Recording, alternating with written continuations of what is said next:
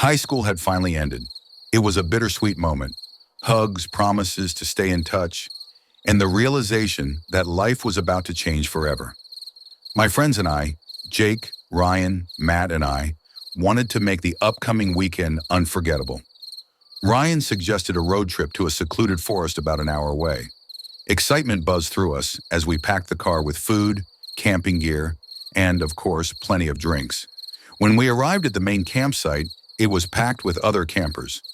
"Man, this place is crawling with people," Matt groaned. "What do we do now?" "Let's find somewhere quieter," Ryan suggested.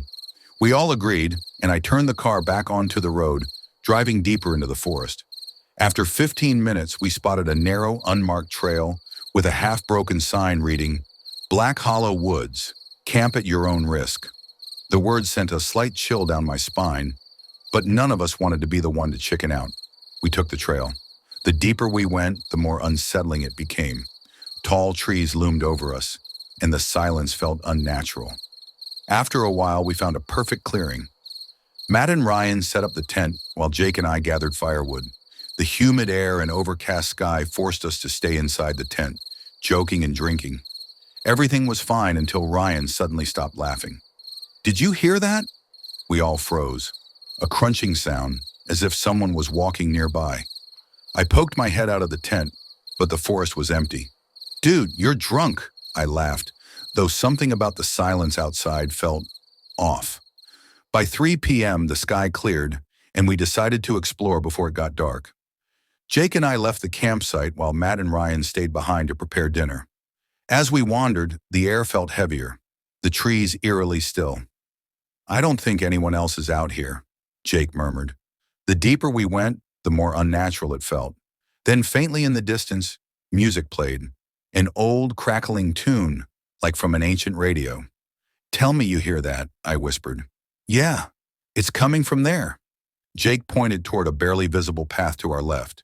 Against better judgment, we followed it. The trail led to a tiny, disheveled campsite, a rusted RV, torn clothes hanging from trees, and piles of junk scattered around. The place looked abandoned, but something felt off. A tattered pile of blankets lay in the dirt. "Dude, don't," I warned as Jake reached out. Before he could touch it, it moved. A massive, dirty dog lunged at us. "Shit!" We stumbled back as the dog growled, its ribs visible under its matted fur. Then a voice. "Need something, boys?" A man stood by the RV window grinning. He was tall, bald in patches, with thin strands of hair sticking out in odd places. His smile never reached his dull, sunken eyes. No, sir. Just exploring. Didn't mean to intrude." "No trouble at all," he chuckled. "Why don't you boys come inside for a drink?" Everything in my gut screamed no, but refusing outright felt dangerous. Hesitantly, we stepped into the RV.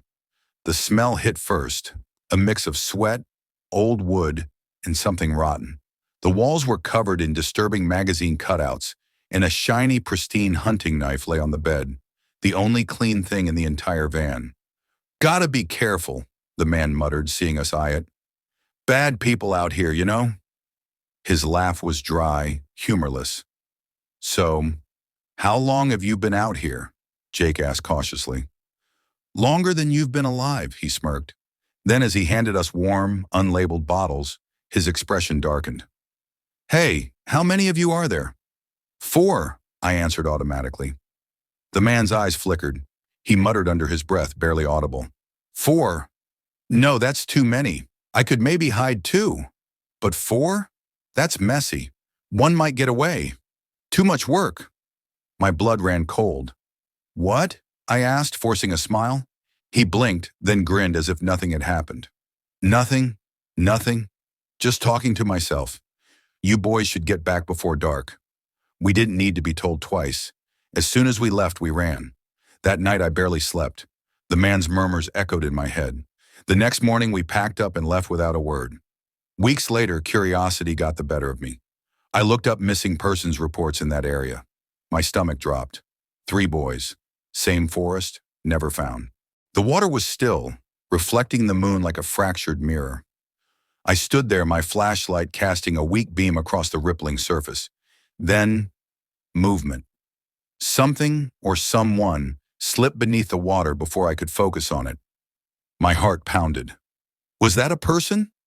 I took a step back onto the muddy bank, scanning the surroundings, but there was nothing. I exhaled sharply, shaking my head, and turned to leave. But then, a sound, a faint ripple. I whipped my flashlight back toward the water.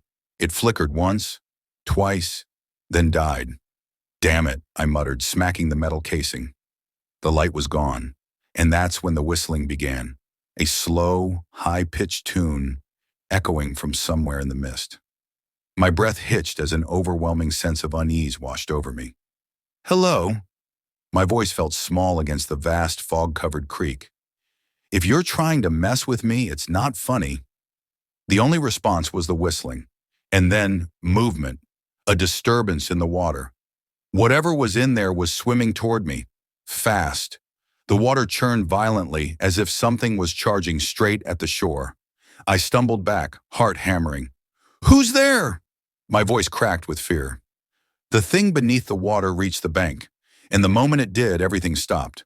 The splashing, the whistling, gone. The silence was suffocating. Then she appeared. A girl stood in the fog, pale, thin, unmoving. Her eyes, or what should have been eyes, glowed faintly, like dying embers inside empty black sockets. Her bony arms hung at her sides, fingers twitching slightly. I couldn't breathe. She stared into me, unblinking, her face devoid of anything remotely human. And then slowly she closed her eyes. My body refused to move, paralyzed by something beyond fear. With shaking hands, I smacked my flashlight again. This time it flickered back to life, but she was gone. Only the thick mist swirled where she had stood. I took a shaky step forward, straining to see through the fog, and fell back with a scream.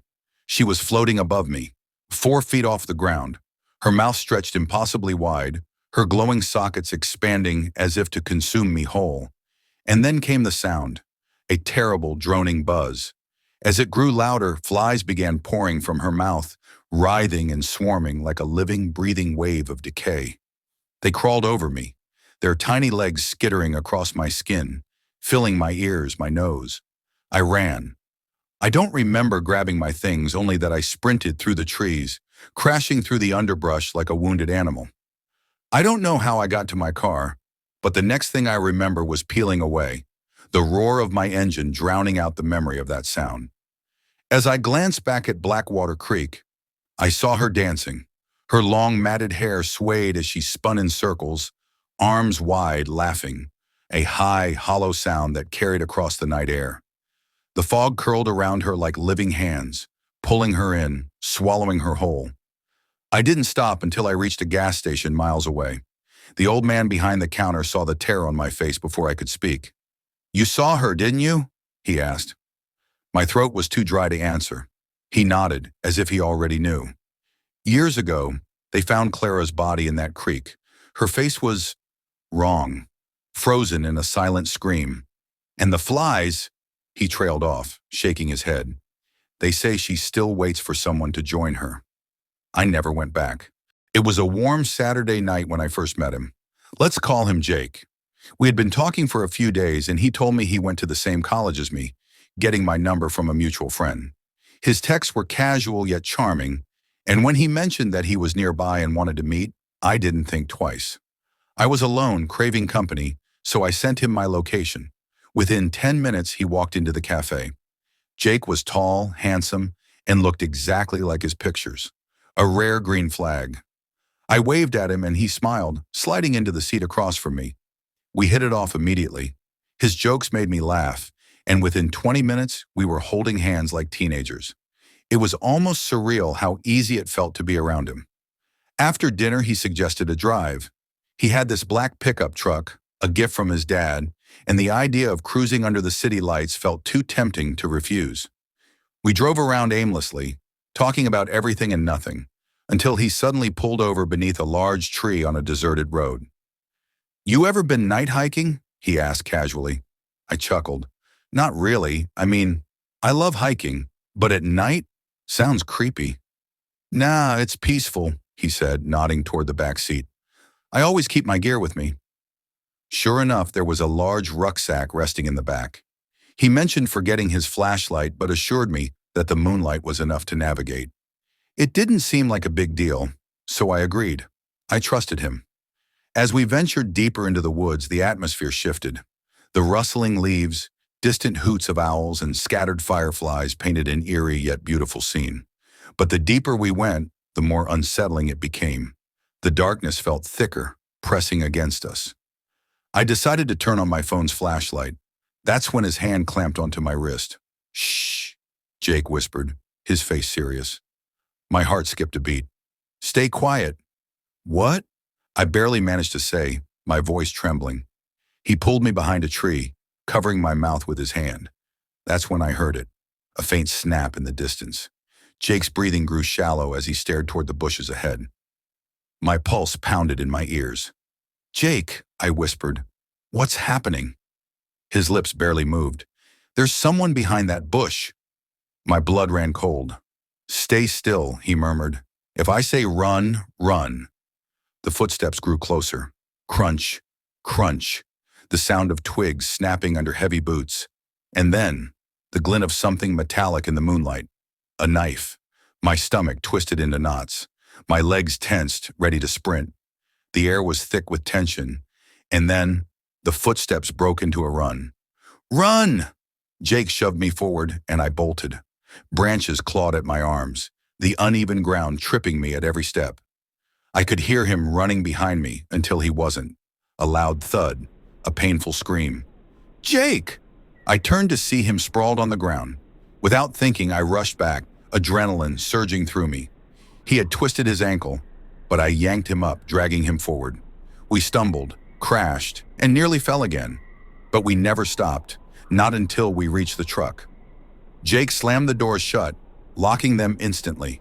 My chest heaved, lungs burning. I glanced out the window and froze. A man stood beneath a tree, hidden in the shadows, watching, staring. I couldn't see his face, but his presence was suffocating. His eyes, those burning, inhuman eyes, locked onto ours, filled with something vile, something hungry. We didn't wait to see what he would do next. Jake peeled out of there, tires screeching against the pavement. That night, he stayed at my apartment. We barely spoke, both too shaken to process what had just happened. Years passed. We got married, and the memory of that night faded into something we rarely discussed. Until one evening, Jake turned on the news. The screen flashed with an old mugshot. A name, a monster. The reporter spoke of a notorious serial killer finally being identified for his past crimes. The details made my skin crawl, but it was when they played an old interview clip that my blood ran cold. "When was the closest you ever came to getting caught?" the interviewer asked. The killer smirked. "There was one time," he said, "when I was hiding a body in the woods. A couple walked right past me. The guy even stepped on the body, but he never looked down. Just kept running." The date, the location. It was us. Jake sat frozen, his face pale. His voice shook when he whispered, "When I fell that night, I tripped over something soft. We never saw the man's face that night. If we had, maybe we could have stopped him. Maybe we could have saved lives, but we didn't, and we live with that regret every day."